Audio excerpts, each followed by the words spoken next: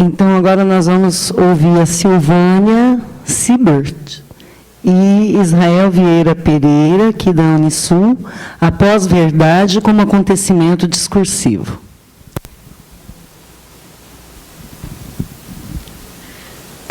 Boa tarde a todos.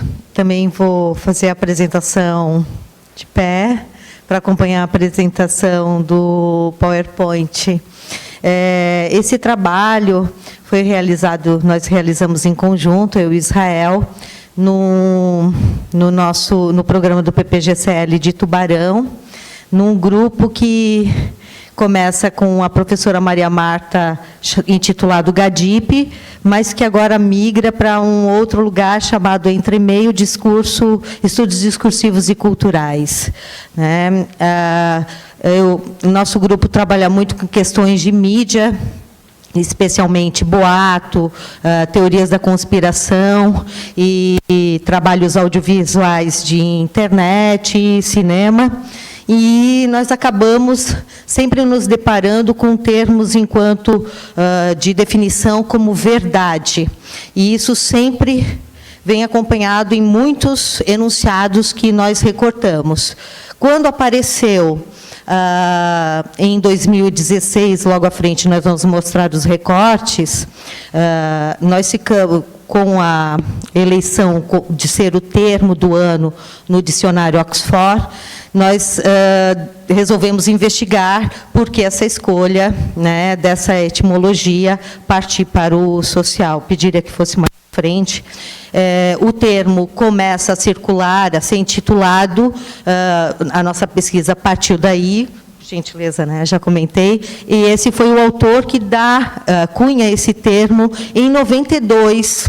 Ele é um cineasta que vai tentar compreender o momento vivido nos Estados Unidos, após o impeachment, e começa a entender por que de não ter uma resposta oficial sobre o que estava acontecendo na sociedade.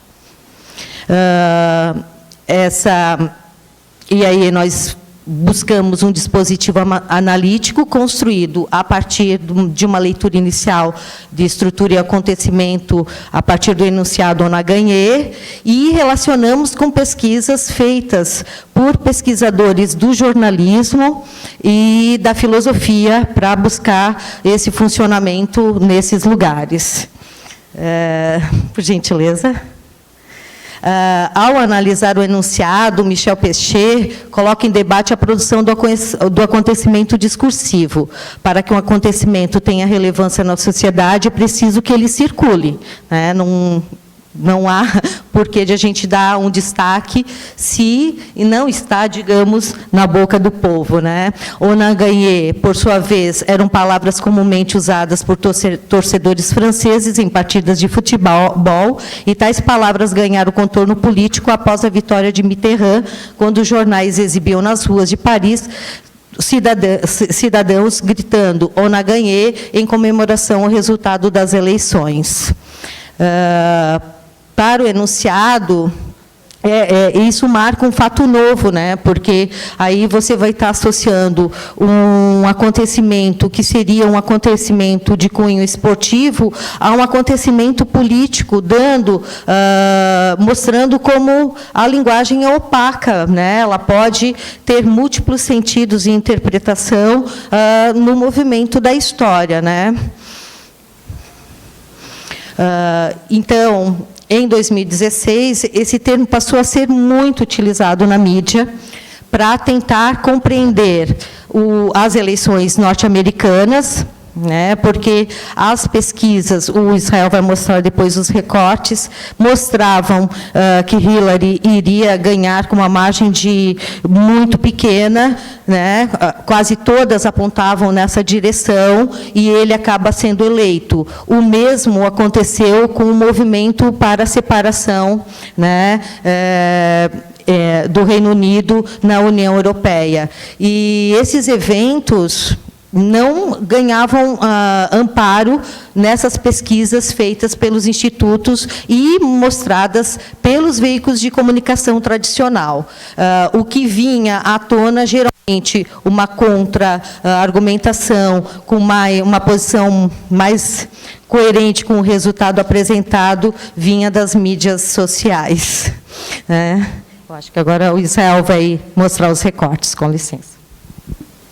Então, olá.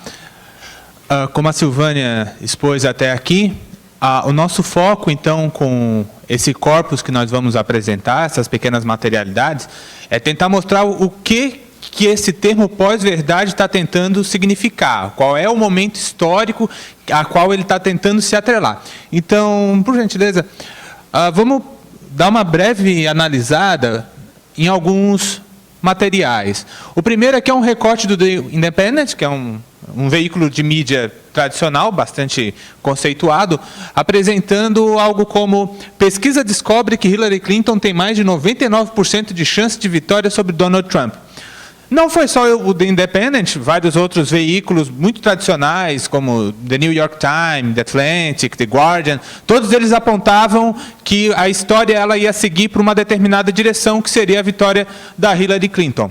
Enquanto isso, outros portais menores, como, por exemplo, o Breitbart, que é um blog de direita que circula mais pela internet, é famosinho na internet, já apontava uma chance de vitória do Donald Trump numa margem, digamos, um pouco mais razoável, né? Então, a análise: Donald Trump venceria eleições hoje, de acordo com pesquisa recente. Isso traz um grande problema para a mídia tradicional, porque, veja, a definição de verdade para a mídia, segundo o Tambozzi, é uma definição de verdade como correspondência. Ou seja, as palavras, o que a mídia enuncia, é tão somente uma representação fiel da realidade. Segundo o Tambozzi, em todas elas, em todas as teorias de verdade em circulação, verdadeiro é aquilo que satisfaz alguma relação de adequação. Isso significa que a teoria da correspondência, apesar de todas as objeções contra ela levantadas, tem se revelado a mais resistente historicamente. Então, na perspectiva do jornalista de mais mídia, o que vai para o jornal é tão somente a verdade. Só que tem um problema: parece que não está mais batendo. Os tempos modernos eles demonstram que tem algum problema aí, que o jornalismo não está conseguindo passar essa impressão de realidade, criar esse efeito de verdadeiro, de contato com a realidade. Nesse sentido, o termo pós-verdade é sinal de que alguma coisa aí está falhando. Para falar um pouco dessa falha, que nós acreditamos, a professora Silvânia, que é muito engraçado, analista do discurso, desde 69, apresentando que essa ideia de uma verdade pura, objetiva, não tem funcionamento. Mas, para começar a nossa pequena análise, eu gostaria de trazer um exemplo de Foucault, uma pequena citação. Para Foucault, no livro A Verdade e as Formas Jurídicas, há duas histórias sobre a verdade. A primeira é uma espécie de história interna da verdade, a história de uma verdade que se corrige a partir de seus próprios princípios de regulação. É a história da verdade tal como se faz na ou a partir da história das ciências. Então, é aquela ideia de uma verdade mais institucionalizada, amparada por equipes de pesquisa, amparada por todo um aparato institucional que lhe confere uma determinada legitimidade.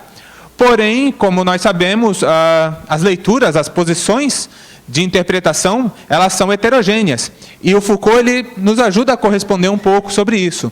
Porque, para Foucault ainda, por outro lado, parece-me que existem na sociedade, ou pelo menos em nossas sociedades, vários outros lugares onde a verdade se forma, onde um certo número de regras de jogo são definidas.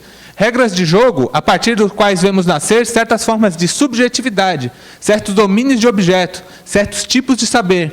E, por conseguinte, podemos, a partir daí, fazer uma história externa, exterior da verdade.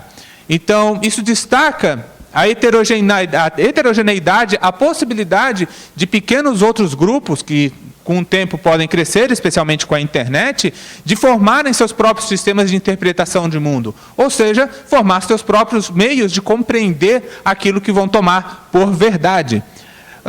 Nesse sentido, O termo pós-verdade ele tem um forte elemento político, afinal ele nasce de momentos políticos e se atrela, ele tenta significar acontecimentos históricos e políticos.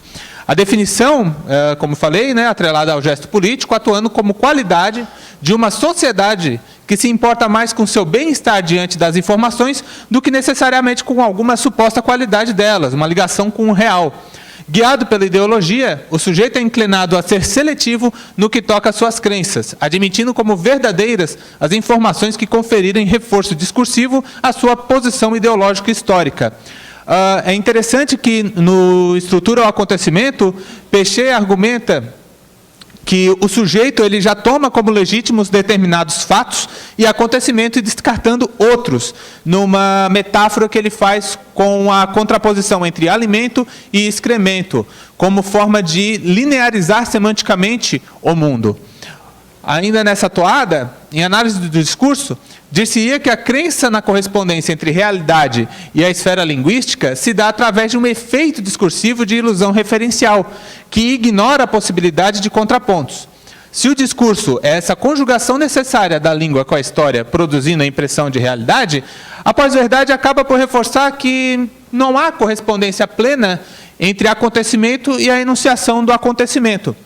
Então, o que nós estamos vendo, né? O que nós estamos percebendo com a ideia de pós-verdade? É que ela nos descreve algo que a gente meio que já sabia. Porém, nós vemos que há algumas características específicas que esse termo pode levantar. Quer assumir? Ah, tá. Então, agora, Silvânia, se você quiser ocupar o microfone. Legal. Esse termo, ele validaria informações inverossímeis que circulam sem o controle de uma determinada instituição que legitimaria esse dizer.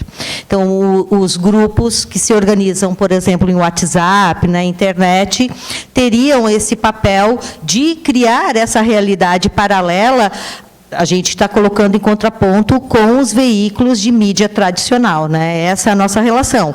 Então, eles vão dizer, não, isso não é verdade. A verdade é essa que se manifesta com determinados dizeres, né? Analisando, por favor... analisando que... Pode passar, por favor? Analisando que a língua... materializada na língua, a pós-verdade provoca efeitos de verdade na forma de enunciados que podem ser resumidos em poucas palavras e servir de bandeiras de ação política, manchetes, bordões e dizeres de protesto. Tal ressonância atua como contraponto ao aparente monopólio da verdade detida pelos veículos tradicionais de mídia, abalando, assim, a própria noção de confiabilidade dos sujeitos. A noção de verdade institucional é, então, contraposta a esse efeito de verdade desses grupos que estão nessa relação de forças, né, com os veículos tradicionais. Nós íamos falar mais um pouquinho sobre um trabalho que a Ine Orlandi analisa o discurso do Trump, que ela dá uma entrevista à revista Galileu, e ela vai falar que a ironia que o Trump utiliza, emprega nas suas declarações, seria uma suspensão dessa verdade, né? A ironia permitiria que esse efeito verdade-mentira ficasse em suspenso para o interlocutor, deixando-o em dúvida, e assim ele não teria certeza se aquele riso denotaria uma posição firme a respeito de uma declaração ou puramente uma sátira que não teria, nesse interlocutor não especializado, uma consequência de isso é um gesto político, né? Ele fala que as vacinas, existe uma vacina contra o autismo, né? Ele trabalha muito com antíteses, então, eu acho que a gente pode ir mais adiante. Da ironia, porque estamos no tempo. E aí os efeitos, obrigada, que a gente vai encontrar na rede né, que são esses memes, as piadas, as manchetes, os boatos, enfim, uma sucessão de enunciados rápidos e constantes que ressoam certos sentidos, fundamentam determinadas posições e se contrapõem ao senso comum. Simultaneamente, a pós-verdade aparece anteceder o enunciado, estando na ordem do ideológico, né? A pós-verdade institui-se como um acontecimento que suporta esses novos dizeres irônicos, rompendo com a dualidade mentira e verdade. Obrigada.